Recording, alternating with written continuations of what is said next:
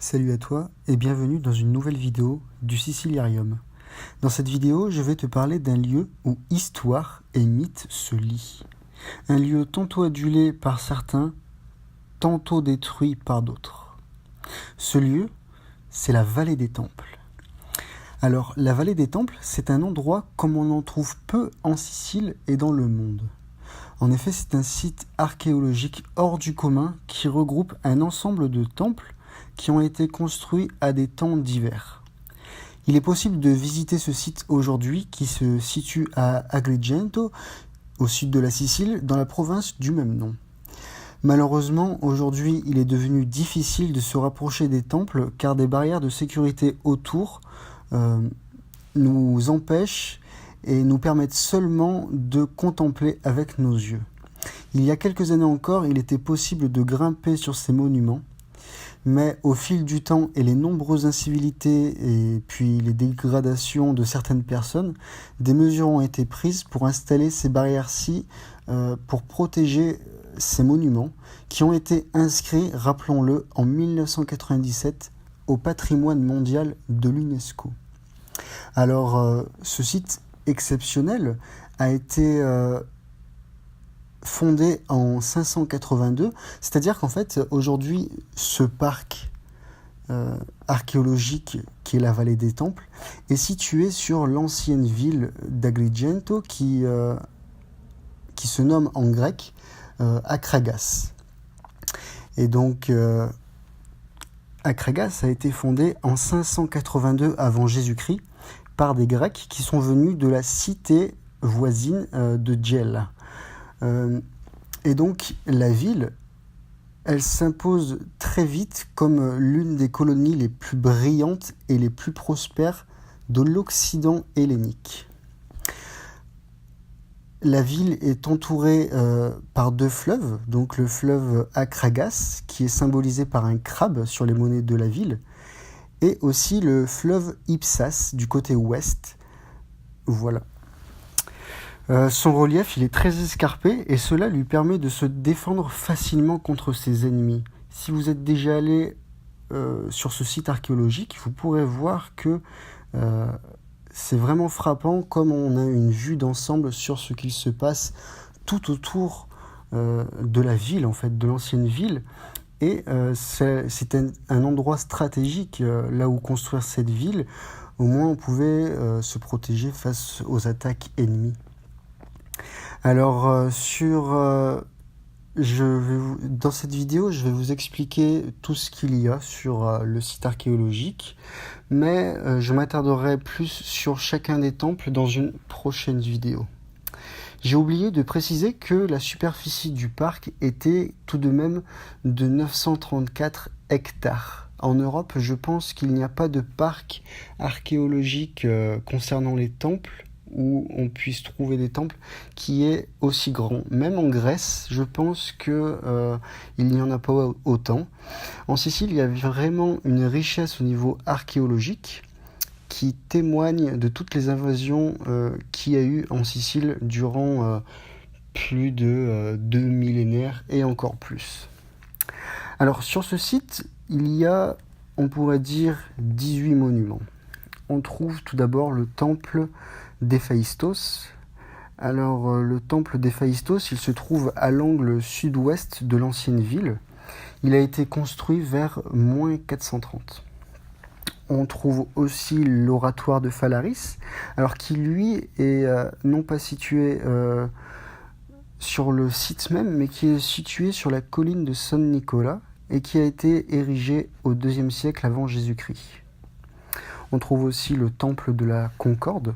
Alors le temple de la Concorde, lui, se situe vraiment au sein même du parc archéologique et je dirais que c'est l'un des monuments, des plus beaux monuments jamais conservés. C'est un monument qui a traversé les âges et je dirais c'est même le plus beau temple que l'on puisse voir en Sicile, voire même dans le monde. On peut trouver aussi le temple d'Asclépios qui a été érigé dans la seconde moitié du 5e siècle avant Jésus-Christ bien sûr et qui est situé au sud de la ville antique. On trouve aussi le temple d'Héra, qui a été fait aux alentours de -460, -450, on n'est pas trop sûr. On a d'autres temples, comme un temple L, donc, qui se situe aussi au parc archéologique. Les temples sont souvent nommés par des lettres. Par exemple, on trouve le F, le H, le D, le L, le I, le C, et puis bien d'autres. Certains ont d'autres noms, comme le temple d'Asclépios qui s'appelle aussi le temple H, ou alors le temple de la Concorde qui se nomme le temple F. D'ailleurs, le temple de la Concorde, je crois que j'ai oublié de le dire, il a été érigé à partir de -440 avant Jésus-Christ. On trouve sinon le temple des Dioscures. D'ailleurs, en parlant des temples des Dioscures, les Dioscures sont Castor et Pollux, mais paraîtrait-il avec de récentes fouilles qu'on adulait pas trop Castor et Pollux sur ce temple-là. Mais bon, c'est une vidéo qui mériterait à elle seule. D'ailleurs, oui, c'est une de mes prochaines vidéos sur quoi je vais parler. On trouve aussi le temple de Déméter, qui se nomme aussi le temple C, qui se trouve sur l'Acropole. Il a été érigé en -480 et -470, on n'est pas trop sûr sur les dates.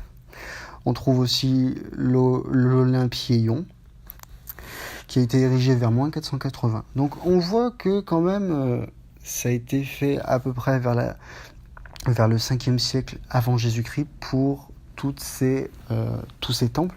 Et ça témoigne du développement de la colonie, du développement de la ville d'Akragas, qui deviendra par la suite Agrigento.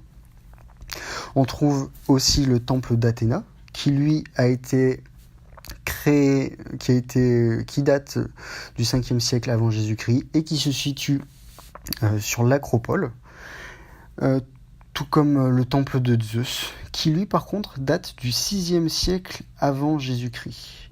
Et enfin, on trouve le temple d'Héraclès, le temple A, qui se trouve lui sur le parc archéologique même de la vallée des Temples et qui a été érigé vers -500. Aujourd'hui, l'accès est très restreint vers certains des temples, voire même tous, ce qui est très dommage. Certains monuments ont été conservés dans le musée à côté. Par exemple, de mémoire, je me rappelle du Télamon. Avant, c'était le vrai qui était exposé. Ensuite, ils en ont mis une copie. Cette copie-là a été enlevée. Et puis, là, depuis quelques années, il n'y a plus de Télamon. Donc, c'est assez dommage. Mais par contre, de nouvelles fouilles sont faites souvent à côté du site et de nouveaux monuments voient le jour petit à petit. Donc, peut-être que d'ici 20 ans, nous pourront trouver des maisons, d'autres monuments qui pourraient caractériser cette ville qui date de -582 avant Jésus-Christ, comme je l'ai dit tout à l'heure.